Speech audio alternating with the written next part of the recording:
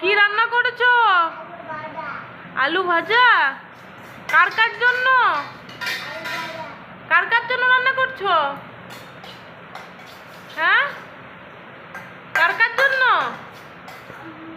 থাম্বুর জন্য। আর কে খাবে? বু খাবে। আর কে খাবে? আর কে খাবে? বাবা।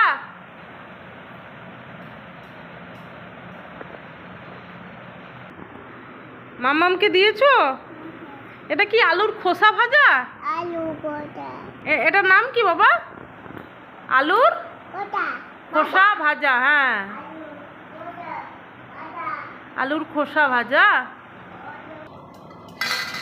কিরকম করে রান্না করছো?